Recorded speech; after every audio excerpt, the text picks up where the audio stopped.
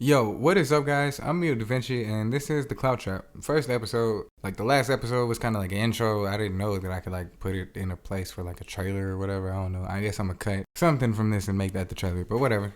No big deal. Today, I want to kind of start off with the topic of money. Some background information before we just jump right into this. I'm 22. I live with my fiance in our own house. She's 25. We have 7 dogs, 3 cats, a ball python, a shit ton of bills, and a ghost. So yeah, that's where we at. Life is just most definitely a hustle at this point. We don't really eat necessarily normal food, so we don't usually have to spend that much there, which is pretty dope. In my opinion, this topic that we finna talk about can become like a dangerous topic in anybody's life to try and talk about. One, a lot of people don't feel comfortable discussing that they're having a hard time with money. 2, some people just don't care because they have their family's money, which is fine, but like y'all just really don't understand a lot of usual real life situations and struggles and shit. And 3, it's just stressful to talk about in general once you start having to do things like pay your own bills and put in so much time and effort just to get by and pay what you need off. A lot of people in the country just fold and like give up due to the mental toll these things take out of them, which could like increase mental health issues and sometimes the suicide rate, which is kind of fucked up to me. Like, why does money run everything we do so much? I feel like money shouldn't run the world and we shouldn't be trickily marketed to. I don't even know if that's a word, but we just gonna leave it.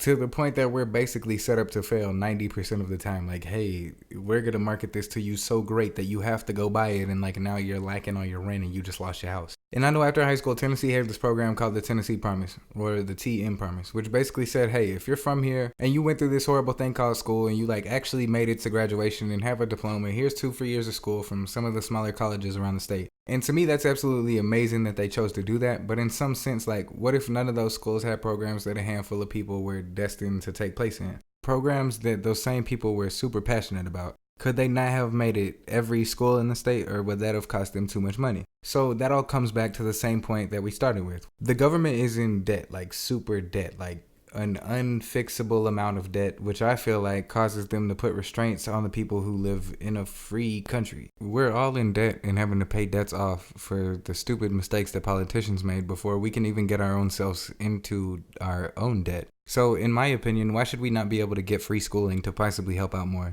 So they can take the taxes they already take from each person from those better jobs. Like, you see what I'm saying? I don't know, just a thought. Holly, say hey. Hey. Hey. Hey. Hey, how you doing? So there was the chicken, right? Okay, there was this chicken. And it wasn't trying to cross the road, but it had to.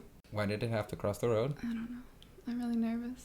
Okay. Okay, so this poor chicken fell out of a slaughterhouse truck. Like, I don't know if you've ever seen them like on the freeway, like the tractor trailer trucks. Yeah, with like the crates. Yeah, like tons and tons of crates and stuff. Yeah, well, it fell out of it. Which actually happens all the time. So not only are these chickens already being hauled off to slaughter after they've lived a miserable existence, then they end up falling out. Don't laugh, it's terrible. Then they end up freaking falling out of the truck on the way there. But thankfully for this little guy, he fell out right in front of our work. The girl who was coming into work saw it, and so we all wear radios. So she just comes over the intercom like, yeah, so there's a hurt chicken out front for anyone who cares. And of course everybody is like, jumps up like, what? And this poor little chicken, that's where you would get like your chicken thighs and your breasts and everything from when you go to the store. So this was a full-grown chicken that was being sent off to slaughter. And it was a little bit larger than a softball. If you go check out the social media, you can see the pictures of the chicken. It honestly looked like the chicken was a bird. Like, when I first got the picture, I thought like a bird nest had fell and there was just a bird hanging out of this bird's nest like in front of the door. I was like, oh, cute, a little bird. Like, I didn't even say anything back about it. But then like when you called me later in the day and you're like, hey, did you see the picture of that chicken? I was like, no, what the fuck are you talking about? And then eventually I scrolled back and I was like, wait, that's not a bird in a bird's nest, that's a goddamn chicken. It was so sad, and it was just shaking and shivering and just sitting there in a ball. Like, it didn't try to like fight us or anything like that. And I don't know if you've actually seen like a happy spunky chicken. Those things are like very unpredictable and terrifying things. Like, yeah, they're hyped. Yeah, this poor thing was not like that at all. It was super duper sad, but it was also super heavy. And what actually ends up happening in chicken farms is they keep these chickens enclosed in a space that's way too small for them in the first place.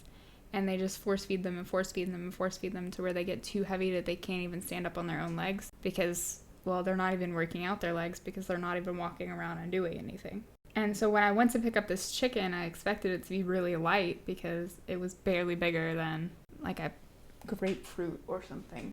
It barely had any feathers. It smelled awful because it was completely covered in like feces. It didn't have any of the, I don't know what it's called, that a chicken's supposed to have on the top of its head, like the little red like flappy skin things and stuff. Like all of that wasn't even really there. Like it's like it had been eaten away probably by some sort of like skin parasites and like mites and stuff. So it had to have been completely miserable. And then they're also just going to turn around and feed that to us. Like, where do you think the chicken was going? Like, is that like a Popeye's chicken or like a Chick-fil-A chicken or like a Walmart, like a Tyson chicken? Or is that just like a chicken that they're going to use to make like chicken broth? I'm pretty sure it's all the same thing. Or is that like a dog food chicken?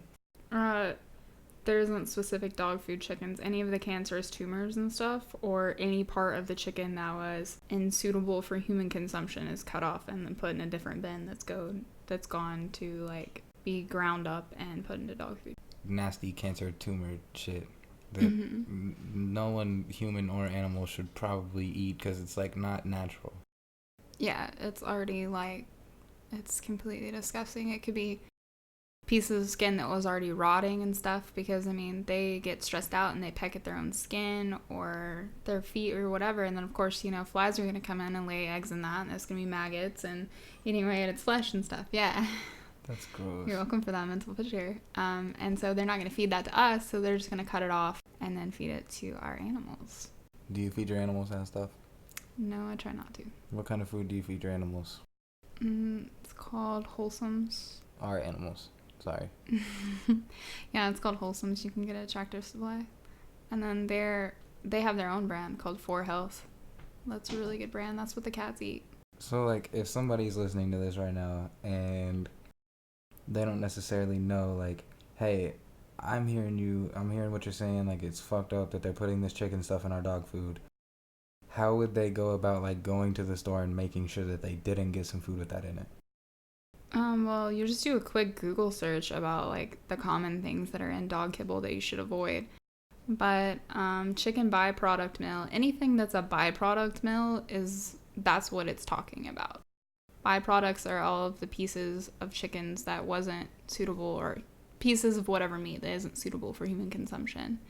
That also includes, like, the beaks and, like, feet and nails and whatever. They just grind it up and put it into... I know, I'm sorry. I know you're out of water. Okay. Shout out to Riley the cat. That was Sweet Pea. Oh, that was Sweet Pea the cat. Shout out to the cats. So wait, I have literally seen shit at the grocery store that says like chicken byproduct or like cheese byproduct or like, and it's like in our food that we eat. Is that like the same thing? Yeah. That's kind of, why do you know? She sheepishly nods her head. Oh my god. Yeah, byproducts are never gonna be good. They don't even sound appealing. So byproducts of anything. Like the byproduct of fuel and oil and stuff, that's not good. Oh yeah, because byproduct is like all of the, I got you. It's the emissions and such. For some reason I forgot what the word byproduct meant. But like as a whole, it's like you're walking out the store and you're like, byproducts. Literally. How do you feel about Trump?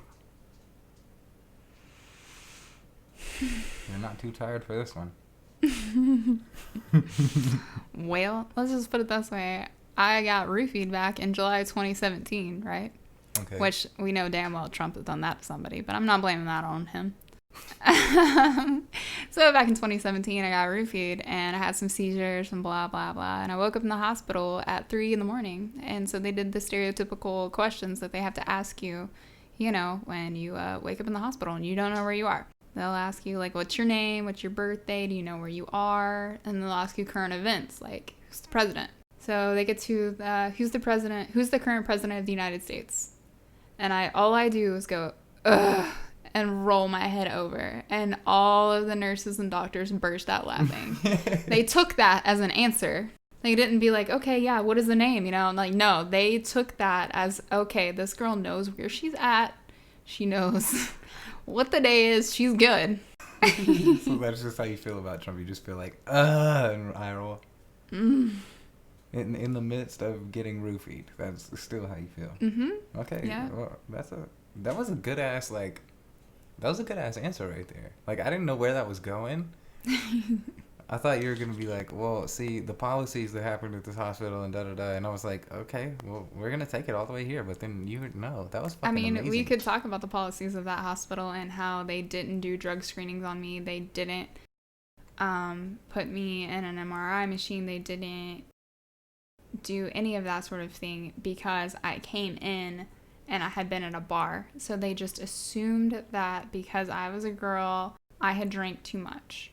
That's all. They sent me away with a piece of paper saying, hey, don't drink this much. In reality, I had only had 2 drinks. And that was about 6 hours before I woke up in the hospital. That's pretty fucked up. Yeah. Because, like, when I have been to the hospital for, like, shit, I've overdosed and done this and done that. Like, I've been to the hospital 100 fucking times for dumb shit. Like, waking up not knowing where I am at all. And, like, every time they have some test that they want to run, or they try to keep me overnight unless I sign myself out, or they try to, like, ask me, like, hey, what the hell happened? Like, do you know what happened? Do you know where you were? Like, da-da-da-da-da. Like, give us a sequence of events and stuff. So it's like the fact that you were just a girl that was in a bar, they just kind of swept it under the rug. Like, hey, she was a girl in a bar. Sorry, don't drink too much. Go home. See you later. Yep, exactly. They didn't do, as far as I know, they didn't do any tests on me. That's pretty trash. They might have taken my blood and tested, like, my iron or something like that. They gave me fluids, and that was it. Riley, how do you feel about feminism? Yeah, so Mr. Davinci. Okay. What was your favorite game to play on the Nintendo 64 when you were a child? Super Smash Brothers. Really? Yeah, the one with like the ship in the sky that you could fight, and I would always try to be the fox person and I'd kick everybody's ass.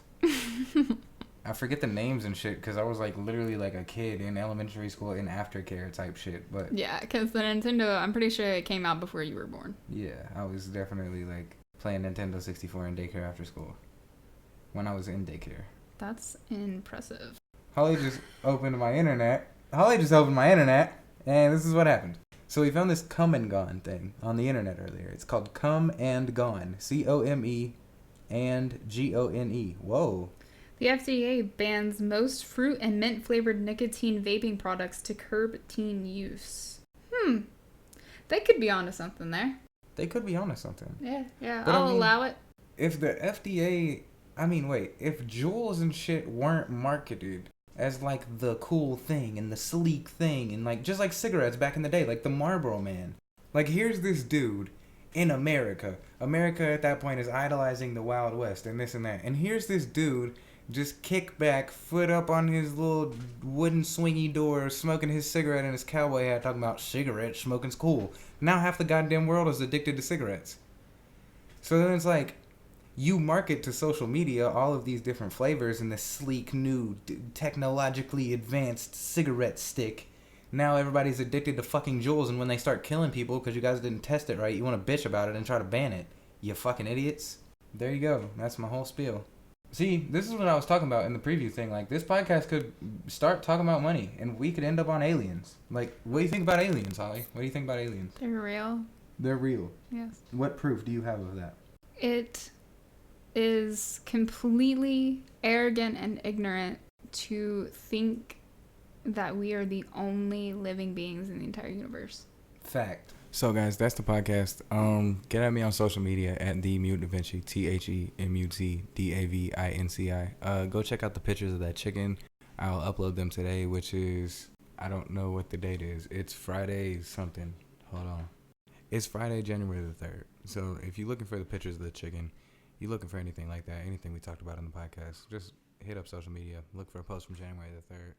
And yeah, hope you guys have a great day. Peace.